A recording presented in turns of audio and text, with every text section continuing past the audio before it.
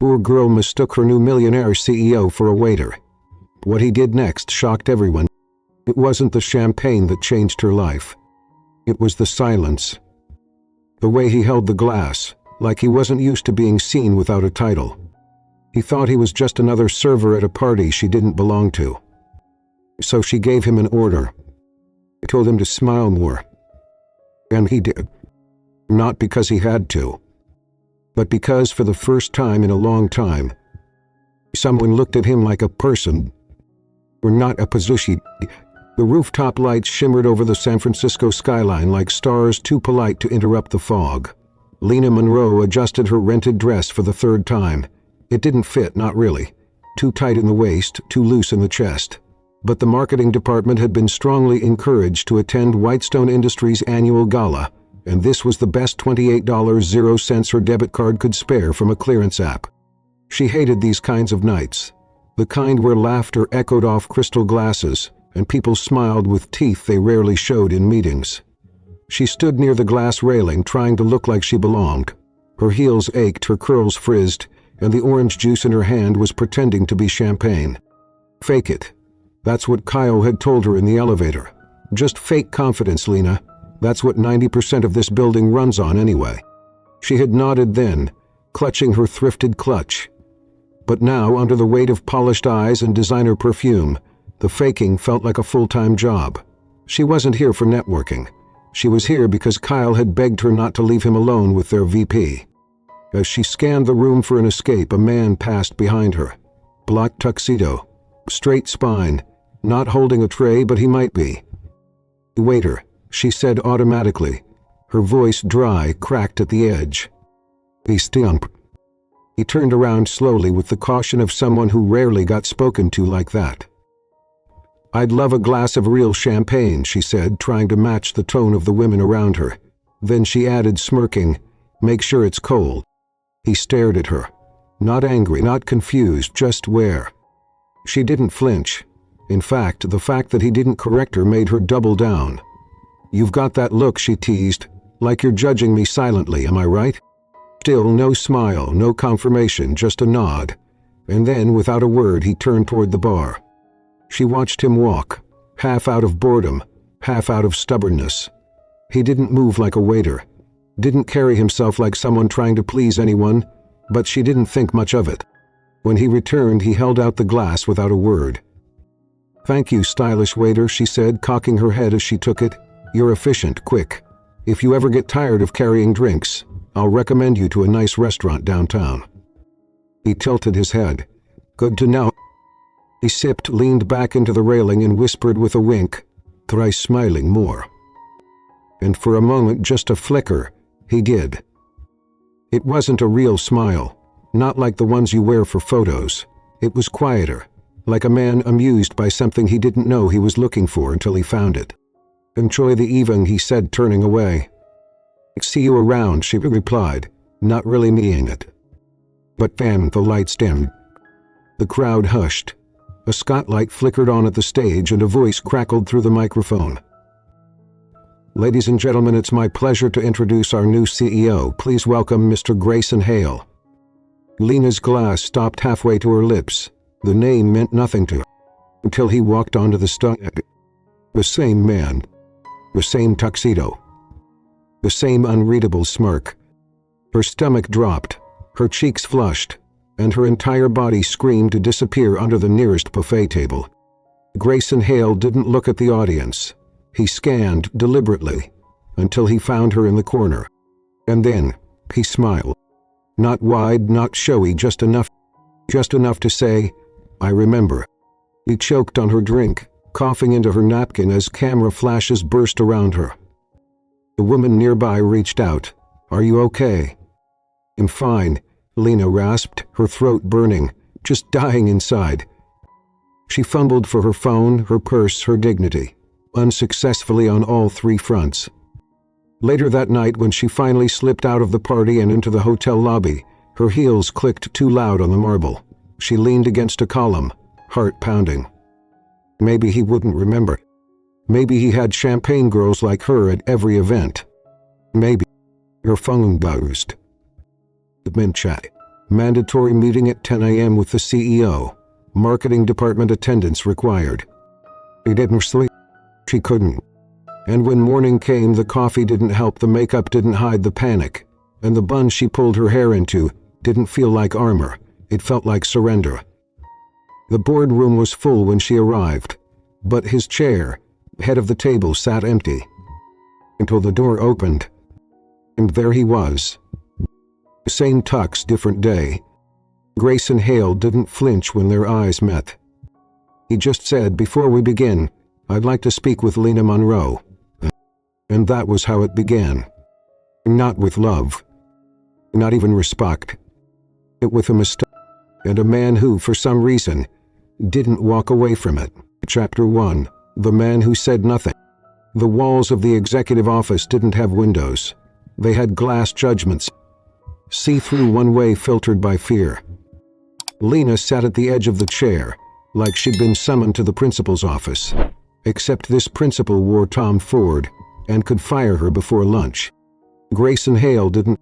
He stood by the window, not looking out, just standing as if the skyline wasn't worth acknowledging. The silence felt like another wall between them. Lena's heart thudded louder than the ticking analog clock above the conference table. She cleared her throat. "About last night, I'm not upset," he said, still facing the glass. He blinked. That wasn't what she expected. Not at all. Assumed she began there'd be. "There are," he said calmly, finally turning to face her. "You're sitting in this room." Lena gripped the handles of the chair. Her palms were slick with sweat. "So, this is my warning?" He stepped closer, still unreadable. "You're not being warned, Miss Monroe." He didn't sit. He didn't lean. He just existed like a verdict in motion. "I've been watching the marketing team for 2 weeks," he continued. "Your department's tone is off. It's polished, but not personal. It doesn't sound like people." He furrowed her brow. "I agree." It surprised him. A flicker, barely visible, crossed his face. He asked. Lena hesitated, but not because she didn't have an answer, because this felt like a trap. "It sounds like what someone thinks a CEO wants to hear," she said carefully, "but not what real people actually say." He studied her, not in a threatening way, in a way that made her want to fix her shirt and straighten her spine at the same time. He didn't hesitate to speak to me like I was stuff. "You looked like stuff," she shot back, then winced. I didn't mean." He held up a hand. "No, you were honest. That's rare." She blinked. "Most people saw me at that party and shook. You didn't. You asked me to bring you a drink. I thought you were a waiter." "I know." They both fell silent. Then he took a step toward his desk, opened a drawer, and slid a single white folder across the table to her. "Temporary assistant to the president. 3-week assignment. Direct access. Daily observation." "What is this?" "An opportunity," he said. "You're either the most accidentally confident person I've met, or someone who's been overlooked so long she's learned to speak like no one's listening." Her throat tightened. "This job isn't glamorous," he continued. "You'll sit in on meetings, take notes, report directly to me. If I ask for feedback, you'll give it. If I don't, stay quiet." Lena stirred at the folder. "Because you didn't try to impress me, and that's more impressive than flattery." He opened the folder slowly. The paper felt heavier than it should. "I don't want people to talk," she said, "about favoritism, about—" "They already are," he interrupted. "But that's not your problem. It's mine." He looked up. He wasn't smiling. He wasn't trying to charm her. He looked tired, maybe even cautious, but not dishonest. "What happens after the 3 weeks?" she asked. "If it works, you stay. And if it doesn't, then we both walk away with a better understanding of what doesn't work." Lena leaned back. Her heart was still racing, but for a different reason now. This wasn't about champagne anymore. It was about trust, or maybe the lack of it. He extended a pen.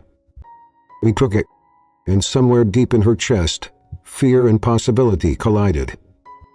The next morning, the executive wing looked like it belonged in a magazine. Chrome fixtures, minimalist design, glass walls, white orchids in gray vases. Lena stood outside the private office with her new badge clipped to a blouse she borrowed from Kyle's girlfriend. The receptionist smiled politely. "He's finishing a call. He asked you to wait inside the assistant suite." Lena nodded and pushed open the door. The room smelled like lavender and copy paper. On the desk, a folder with her name, a temporary laptop, and a leather-bound notepad. There was a knock at Barrett. He was already there, leaning against the frame.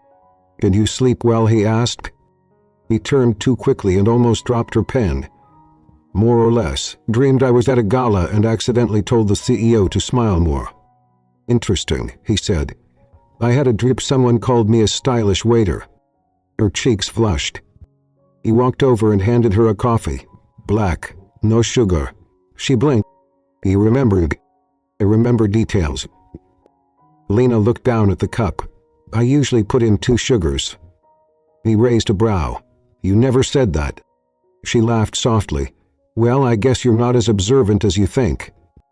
"Noted," he said, and turned back toward his office.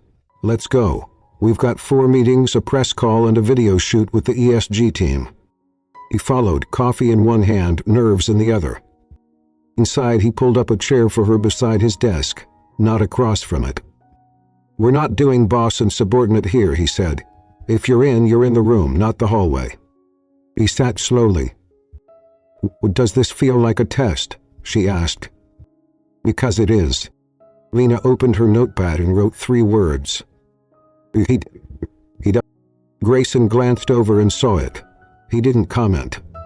But later, in the elevator when it was just the 2 of them, he said quietly, "You might want to add a 4th word." And she looked up. "Kunski coincidences. Mexico syndicate." Lena Monroe liked quiet. Not silence necessarily, but the kind of space where the noise made sense. The hum of a copier, the steady clack of a fast typist, rain on a window, a playlist with lyrics soft enough to think through. Her first week as temporary assistant to the CEO?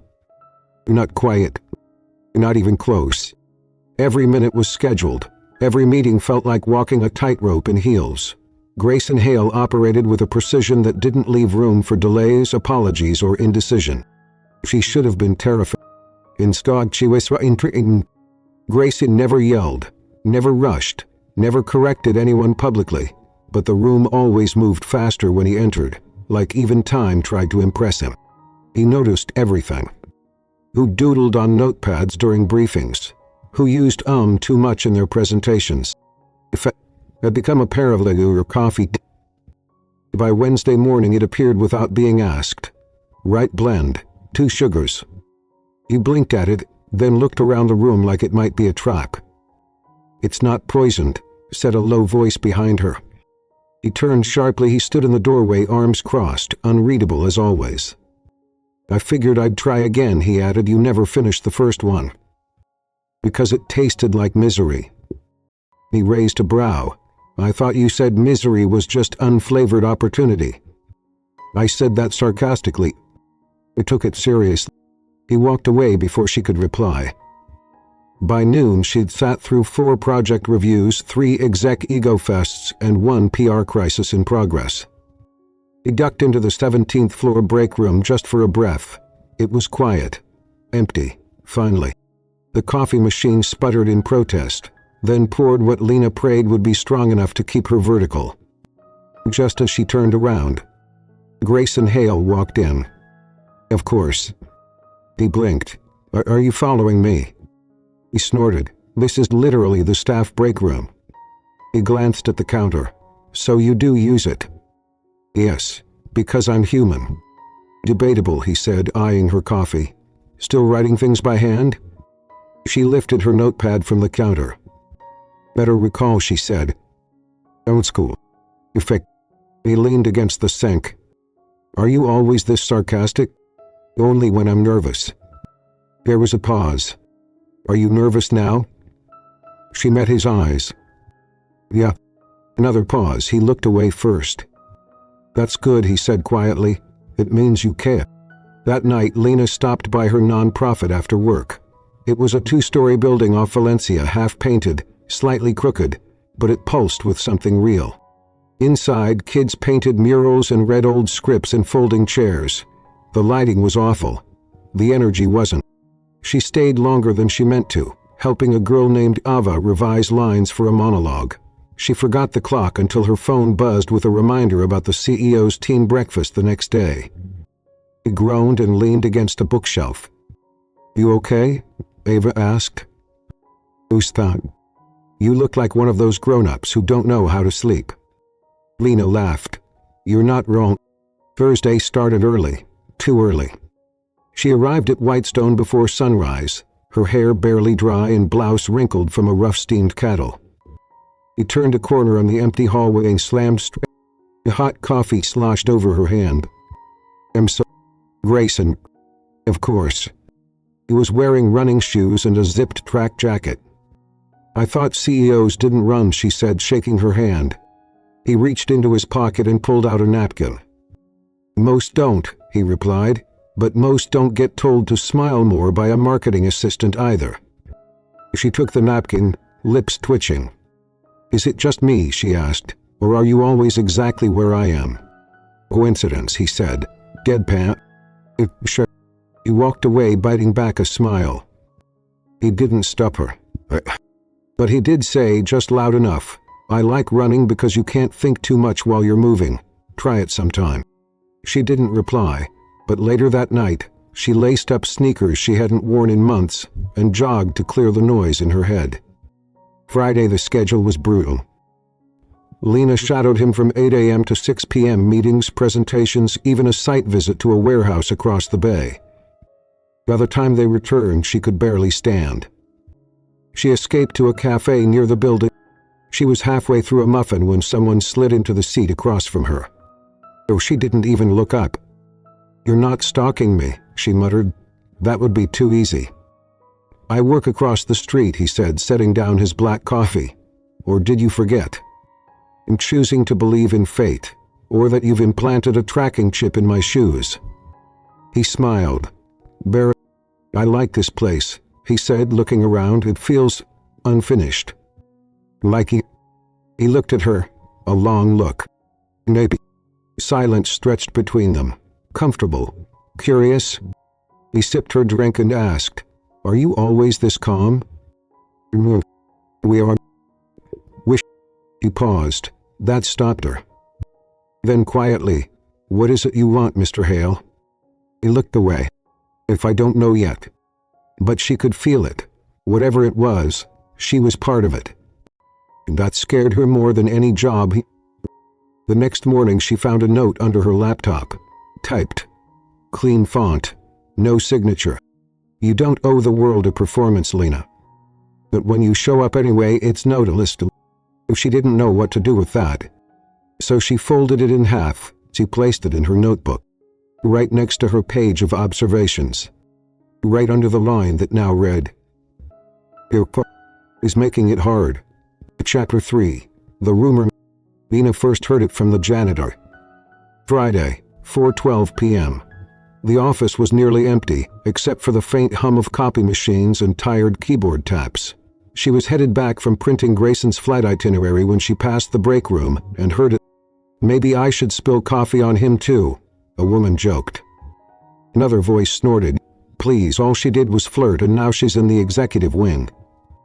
Imagine what she'll get if she actually sleeps with him." Lena froze in the hallway. He didn't step forward, didn't speak. She just stood there with the corners of the printed page curling in her fingers. Her name wasn't said, but she wasn't stupid. 2 months ago she was invisible.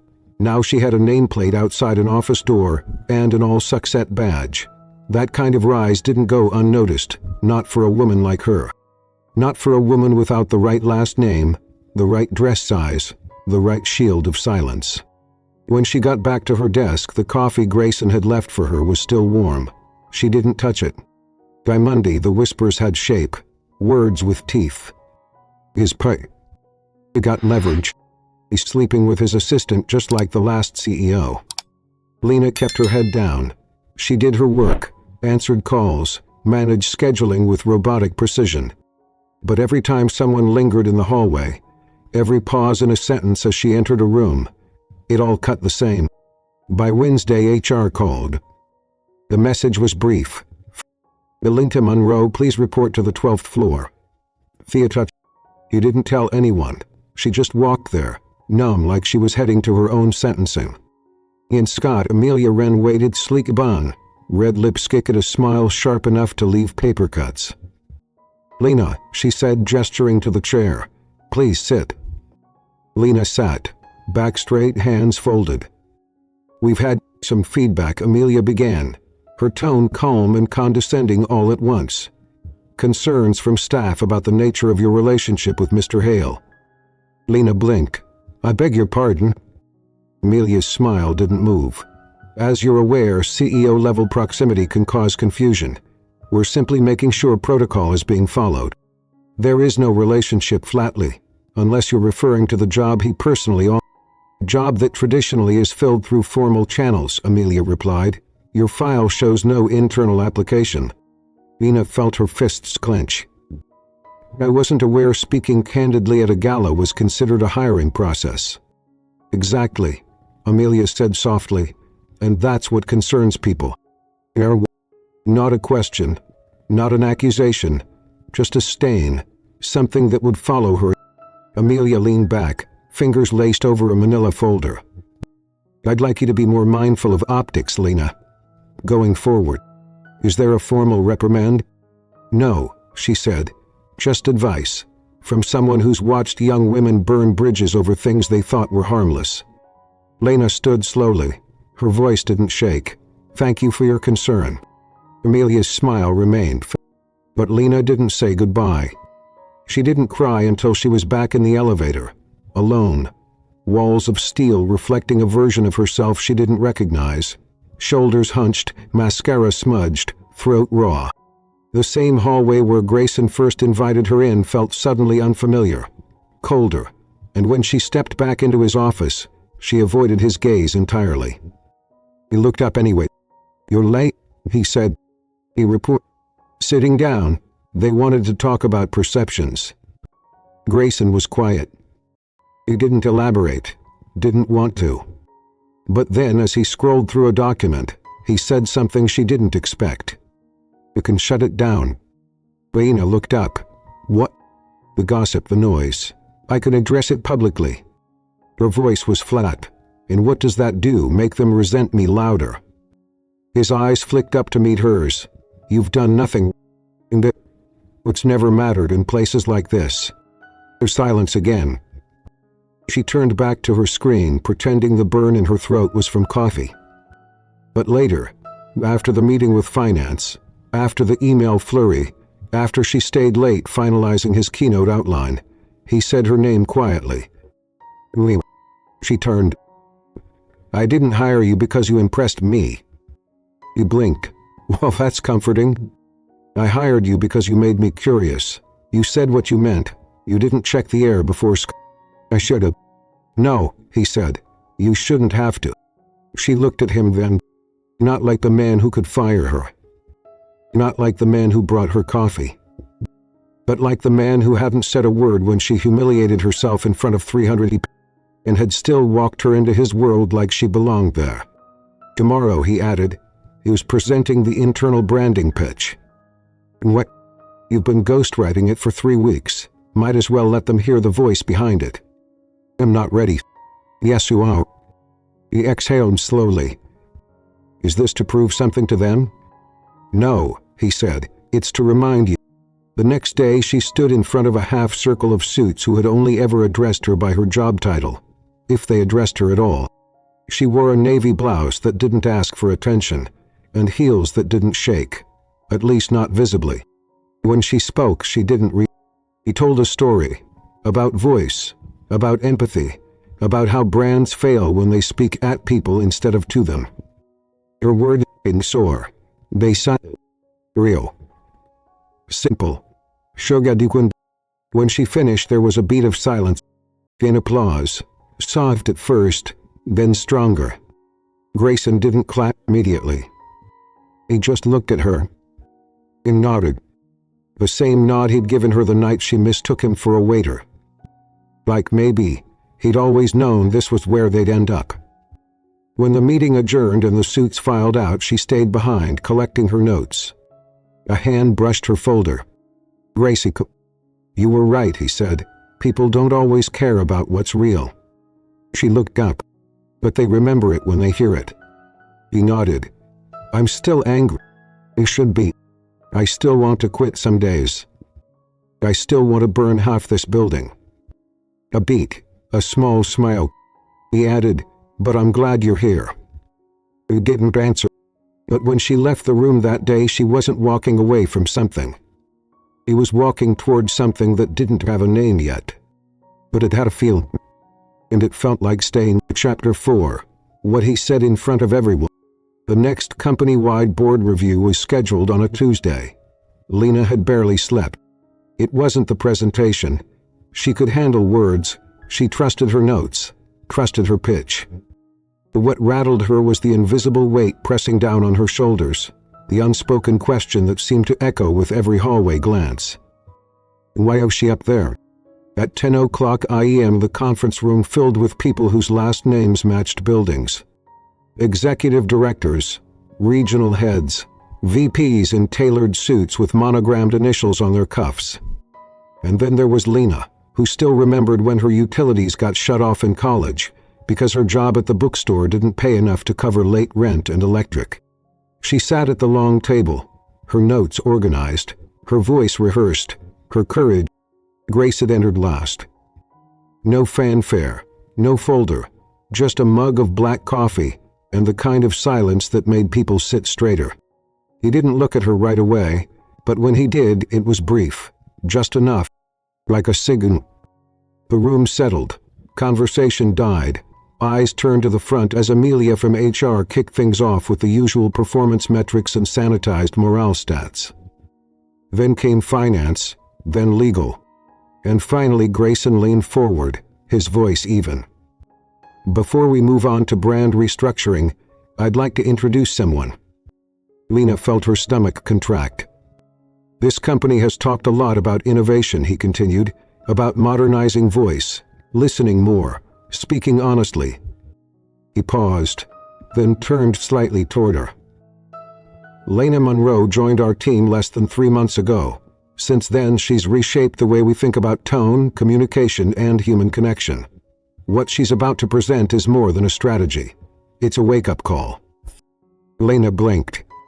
It wasn't in the script. A murmur ran through the room. She stood slowly, heart racing. But as she walked toward the screen and faced the board, she didn't tremble. Because something in her had just shifted.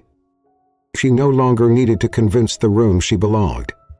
He already had. Her presentation wasn't flashy. She talked about clarity, storytelling, emotional psychology, showed screenshots of brands that connected and ones that alienated. She shared insights, some from industry case studies, others from her experience working with underserved youth who knew what it meant to be unheard. "People don't trust perfect," she said, voice steady. "They trust real." No one interrupted. And when she was done, no one applauded, but no one looked away either. They just listened. After the meeting, Lena stepped out into the hallway and let out the breath she didn't realize she'd been holding. The door closed behind her softly. And then, "Miss Monroe." She turned. It was one of the regional directors, older, gray suit, sharper jawline than necessary. "You said something in there," he continued, "about how branding isn't just what we say, but how we make people feel." She nodded, uncertain. "Would you be willing to lead a workshop for our internal team on that?" Lena blinked. "I'd be honored." He smiled faintly, gave a short nod, and disappeared down the hallway. He turned back toward the elevator, only to find Grayson already standing there. Hands in pockets, tie slightly loosened. He didn't speak until the doors opened. Then quiet as they stepped inside. "You changed something today." She looked up. "If I got only..." He shook his head. "No, Lena, you did." He swallowed the lump rising in her throat. It was just scared the whole time. "So was I." They stood in silence as the elevator descended. Not romantic, not tense. Just when the doors opened, he didn't follow her out. But as they parted, he said one more thing. Thank you for proving me right. That evening, she sat in the back of the Community Arts Center, surrounded by kids reciting lines from a rewritten version of The Wizard of Oz. One of them had cast Dorothy as a girl who wore headphones to block out the world. Lena smiled. In a place where no one had a title, she felt more whole. After rehearsal, as she packed up props and scoped key, it was a message from Grayson. I think we're overdue for a coffee that doesn't come from the break room. He stared at the screen. He paused, then repeated, only if it comes with 2 sugars this time. Already in the cup. Chapter 5, The Storm That Didn't Leave. San Francisco rarely threw tantrums.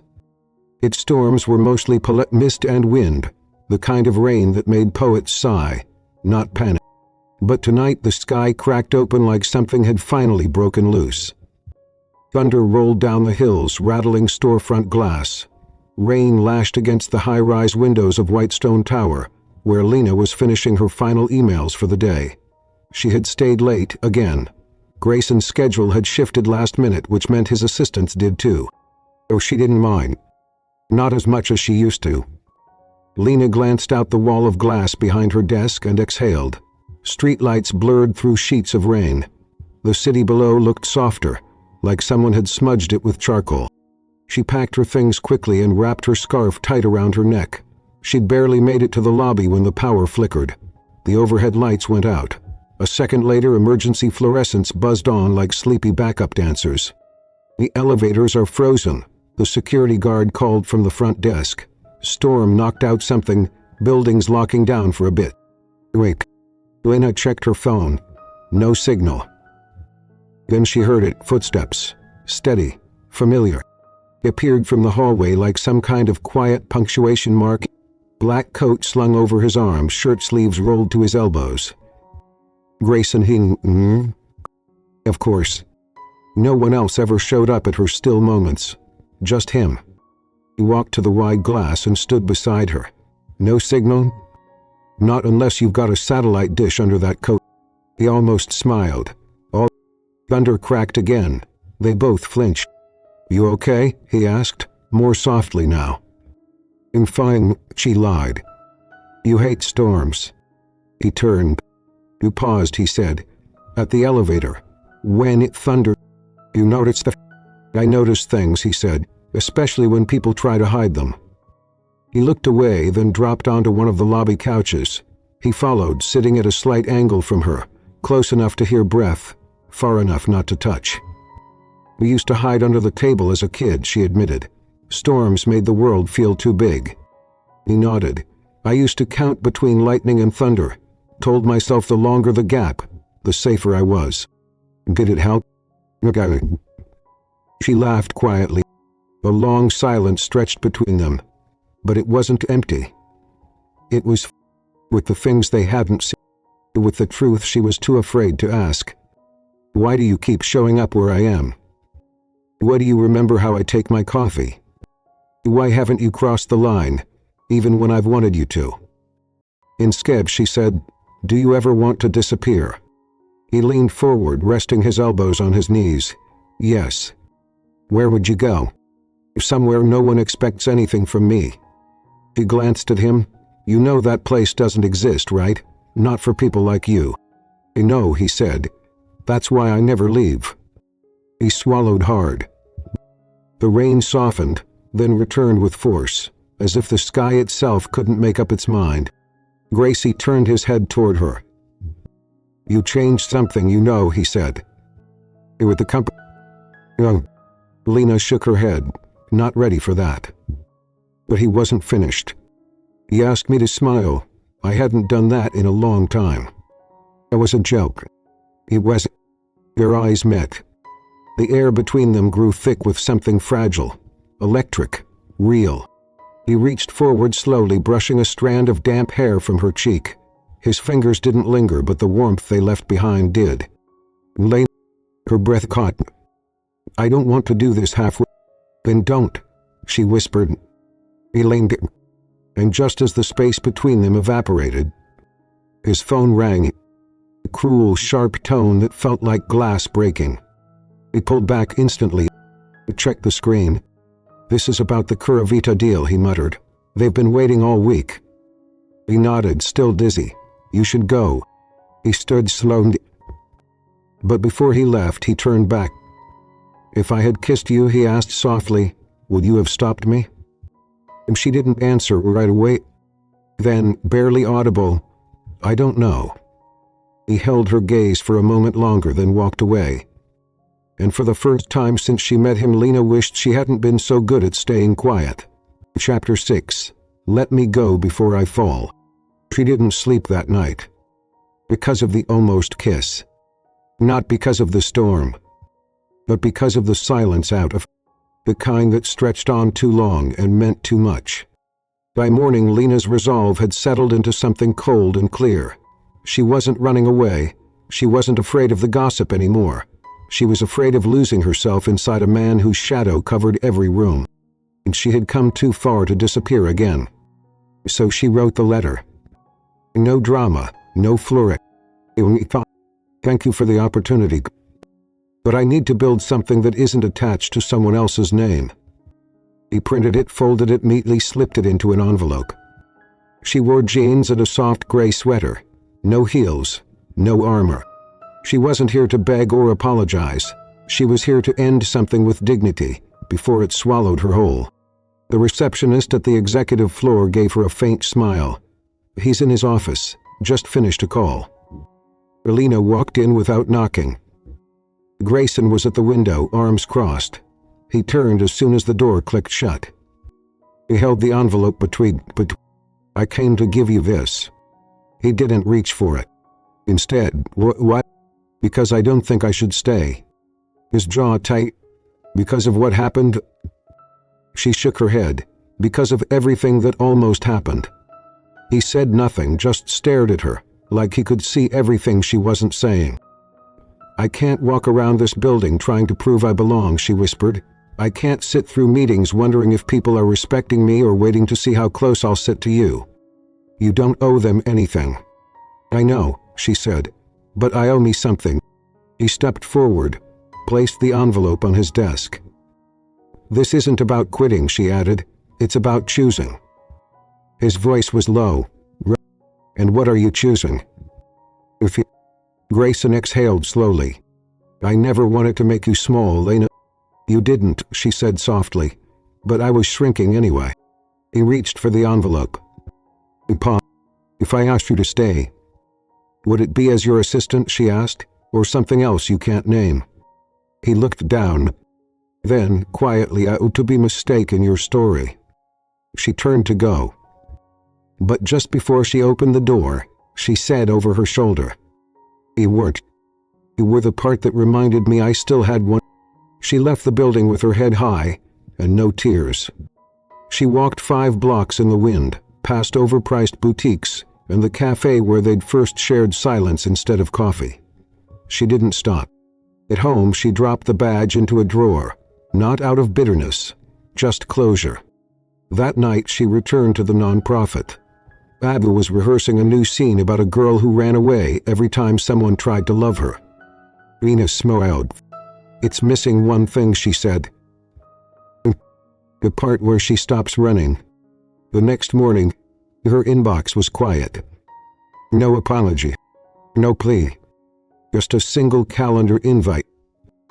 Welcome back to marketing, I saved your dusk. And that was enough. He didn't need to be near Grayson to remember what they almost were. He just needed space to remember who she was before, and maybe who she still had time to become. The marketing floor didn't feel like a demotion. Not anymore. Lena returned to her old desk like someone stepping into sunlight after too long under artificial light. It was still cluttered, still too close to the water cooler, but it felt... Kyle had filled her drawers with her favorite pens and left a sticky note that simply read, You're still the one they whisper about. Owed it. He smiled and got to work. It passed. Gracie didn't reach out. Not through meetings, not through messages, not even through coffee. And that silence should have hurt. But it didn't. Not the same way, because for the first time Lena wasn't waiting to be chosen. He was already in motion. He started drafting a proposal for a community partnership between Whitestone and the nonprofit theater she volunteered at. She presented it directly to the department VP. No Grayson, no shortcuts. And it was approved. Just like that, Lena became the point of contact for a program that brought underserved youth into the corporate world. For mentorship, for storytelling, for visibility. Her two worlds, work and heart, were finally speaking the same language. One Wednesday afternoon, while setting up for a student art exhibit in the Whitestone lobby, Lena noticed a man holding a box of lighting cables, struggling near the display table. She turned. It was him. Grayson Hail. Wearing a gray t-shirt and jeans, sleeves pushed up, no assistant, no coffee, just quiet effort and messy wires. He looked up, saw her, didn't flinch. I didn't know CEOs were allowed to carry things. I oath to help, he said. Apparently your department's too proud to say no to free labor. She tried to hide the smile curling on her lips. It's not that we're proud, it's that we didn't expect you to mean it. Grayson stepped closer, set the box down gently. You didn't respond to my last message. There wasn't a question. Right, he said softly. Just a congratulation. It was... Why did you what to say? You didn't need to say anything. They stood side by side looking at the crooked banner a student had painted. Tell your story or someone else will. Did you read the grant proposal? She asked. I read every word, he replied. And it's brilliant. She turned toward him slowly. Then why didn't you call? He met her gaze. Because it wasn't my place anymore. Lena didn't answer right away. Then, softly, thank you for not showing up to fix anything, just to help. I didn't come to rescue you, he said. You were never the one who needed saving. Later, as the first guests arrived, Lena stood near the front door watching kids hand out programs and nervously adjust their handmade name tags. One girl tugged at her oversized blazer, whispering, "What if they don't like my story?" Lincoln knelt beside her. If it's real, they'll listen. The girl nodded, holding tighter to her little notepad. From across the room, Grayson watched Lena like he was learning something for the first time. He wasn't just rebuilding it. He was building a whole world where others didn't have to shrink just to survive. And she had done it without him. But maybe, just maybe, he could find a way to walk beside her, without needing to lead. Or are you still just a man in a tux? The ballroom was familiar. Same ceiling drapes, same overpriced canapes, same curated playlist that tried too hard to sound effortless. But this time Lena Monroe wasn't hiding behind a glass of orange juice. She was the guest of honor. The Whitestone Industries had selected her youth storytelling initiative as the company's flagship community partnership for the year. And tonight at their annual gala, Lena was to receive the Founders Impact Award. Because of a connection. Not because of a mistake. Because she built something real. Kyle helped her with her dress. It was dark green, clean cut, modest but strong, like armor disguised as silk. Are you nervous? He asked, adjusting the pin on her shoulder. No. He raised an eyebrow. He sighed, yes, but it's different now. So, I'm not nervous they won't believe in me. I'm nervous because this matters. Kyle gave her a look. That's what people who actually deserve the spotlight say. He stepped into the ballroom to polite applause, but her eyes scanned the room for just one face. She didn't see him. The stage was bright, the microphone too tall, but she adjusted it without help and spoke without paper. Her voice didn't shift. I used to think the biggest risk was being honest in a world that only valued polish, she said, but I've learned that the real risk is staying silent about what makes us human. They clapped. Not just politely. He looked out over the crowd and there he was. Back of the room, no tuck this time, just a black suit. Watching, not smiling, not frowning. Gajipiton until he wasn't. When the lights came back up, he was gone. He slipped out the side door 20 minutes later. The city air was cool against her flushed skin. She scanned the sidewalk, the street, then she turned the corner and found him leaning against the stone railing, hands in his coat pockets. "You didn't stay for the toast," she said. "I heard everything I needed to hear." Lena stepped closer. "Then why does it feel like you're still running?" "I'm not," he said, voice low, "but I had to let you finish without me standing beside you. That moment was yours." She looked at him. "You know," she whispered, "the first time I saw you in this setting, I thought you were just a man in a tux. Nothing more." And now, he stepped close enough to smell the faint hint of cedar and rain. "Now I see a man who knew how to disappear when someone else needed to be seen." He didn't move, but his eyes did. They searched hers like a man afraid to hope. "I missed you," he said, "and I asked you to stay away. I would trust myself not to pull you back." He smiled softly. "You couldn't have pulled me anywhere I wasn't already choosing to go." He exhaled. "Then, do you think there's still a version of us that doesn't need a title to exist?" "I think," she said, "that version has already started." And for once they didn't need to say more. Because this wasn't a beginning. It was a continuation. Written quietly, between all the words they never said the first time around. Chapter 9. The Airplane Shark. For weeks after the gala, Grayson stayed close, but never too close. He showed up at the nonprofit sometimes unannounced, sleeves rolled up and helping teens move set pieces or paint the back wall of the stage. He never tried to hold her hand. He never pushed for more. He just stayed until one Thursday afternoon when Lena came home to find an envelope slipped under her apartment door. No name on the front, but inside, a photo of a tiny silver bracelet. He dug it with a single charm. A miniature airplane, and a note handwritten. "If Scafadier flying towards something that always vanished when I got too close. Then I met you." And for the first time, he wiped it to let her chest ached. He called, no answer. By the next morning, rumors buzzed. Grayson Hail had accepted an international development deal in Tokyo. 2 years, maybe more. He didn't hear it from him. Not directly. And somehow that hurt less than she expected. And more than she wanted to admit. Because when he left, he didn't say goodbye. He said, "I'm still trying." The bracelet arrived in a small box the following week. The plain charm rested quietly in her palm. She traced its edges, then fastened it on her wrist. The silver glinted against her skin like a question mark she didn't know how to answer. Her message first, once a week, then nothing for 10 days. Then another envelope, this time with a photograph of him sitting on a bench in a city park, a child beside him pointing at clouds. The back read, "We were talking about stars. I told him there's a girl back home who makes people believe in them again." He cried. Not the loud kind, the silent, still kind, where your body doesn't move but something inside you breaks softly, like paper torn down the middle.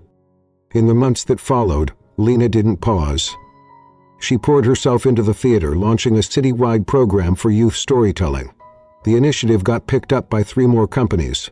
Donations poured in.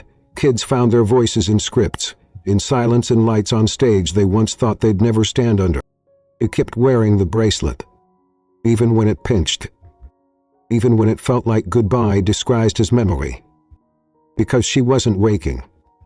He was choosing. A day. 6 months later, she received an email. Subject line, New York Cultural Exchange. You're invited.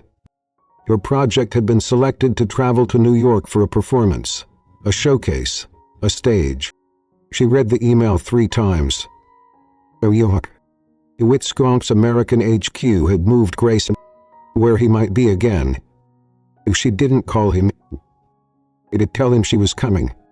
But she paid the broccoli. A single question she'd carried since he left. And Grayson? Or are you still flying in circles, afraid of the runway? Chapter 10. Champagne for the girl who didn't know.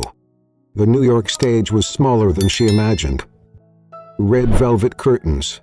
Rows of mismatched chairs. The floor creaked beneath every step, but it was alive, buzzing with the nerves and dreams of 20 kids who had never left California until this week. Lena stood in the wings, hands clasped, watching them run final lines. They were fearless. He wasn't not about the show. About him. Because she hadn't told anyone. It were the minutes since the lights dimmed. She didn't expect him to come. She hopped. Halfway through the second act, just before a scene about losing your voice in a loud world, Lena caught a glimpse of a figure near the back row. Standing, not seated. Still, too still. The scene began, and she couldn't look again. But when the curtain fell to a standing ovation, and she stepped on stage to deliver closing remarks, her eyes searched the crowd one last time, and the spot was empty. He was gone. She walked out alone that night. The bracelet on her wrist, the wind whipped through West 48th like it had something to say, but she couldn't hear it. She turned the corner of the old theater. In Mistook, he was leaning against a lamppost. Dressed down, wind tussled that same quiet expression from the night he handed her champagne like it meant nothing, and everything. "I thought you left," she said. "I did," he replied, "but not far." Her heart was thudding in her ears. "You saw the show. I want you. That was the show." Lena swallowed. "Why didn't you come in?" "Because I didn't want to take up space. I no longer had a right to." Silence fell between them. He stepped closer, eyes steady. "I didn't come back to fix anything," he said, "or to ask you to come with me." "Yeah, what?" "Because I need to know," he said, voice cracking slightly, "if I still have a place in the story you're writing." Her eyes stung. "You left?" "No. You didn't say goodbye." "I was afraid," he whispered, "not of going, of how much I'd want to stay if I saw your face." Tears broke loose, but from pain, but from finally hearing what she had carried in silence for too long. "You gave me a charm with wings," she said, lifting her wrist, "but I wanted you to choose the ground." He stepped forward. "Then let me land, Lena." You didn't say anything. He just took his hand, slowly, like reaching for a memory she wasn't sure was real. And he didn't rush it. He didn't pull, just held on. They stood there in the cold. No promises. No champagne. Just the quiet beginning of a new chapter. Written not in fear, but in choice. The love that landed. It didn't happen all at once. Grayson didn't move back right away. And Lena didn't ask him to. Some weeks he flew in for 2 days. Others he stayed for longer, just long enough to sit beside her in folding chairs and watch nervous kids rehearse poems that made even grown men quiet. They called it choice, because that's what love became. Not possession, not obligation, but the steady choosing of one another in a world full of reasons not to. The one Saturday morning he showed up at the nonprofit with a box of pastries and a new fold-out stage light in his hands. She raised an eyebrow. "You're back." He shrugged. "Maybe I never really left." Lena smiled and pulled out 2 mugs. The one he always used still sat on the top shelf, like it had never moved. He didn't ask for a label. She didn't offer one. But they both knew.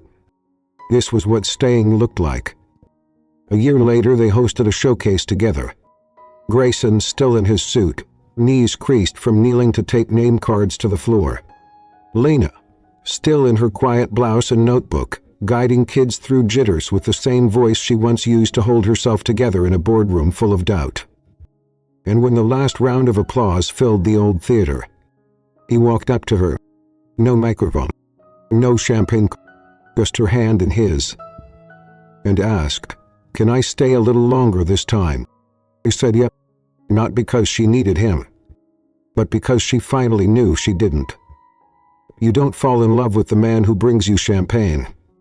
You fall in love with the one who remembers how you like it. who listens when you speak in fear, who doesn't just show up for the standing ovation, but stays through the silence after. Because love isn't always loud. Sometimes it walks beside you in quiet rooms, picks up the wire without asking, who watches from the back row, just to make sure you shine. Have you ever mistaken someone for less, only to find they became everything? Have you ever chosen to walk away, not because you stopped caring, but because you finally started caring about you? If you've ever loved or let someone go before it broke you, who skip soul is below. Your story might be the one that helps someone else heal. Thank you for watching. And remember, sometimes the most beautiful love stories don't start with a promise. They start with a mistake.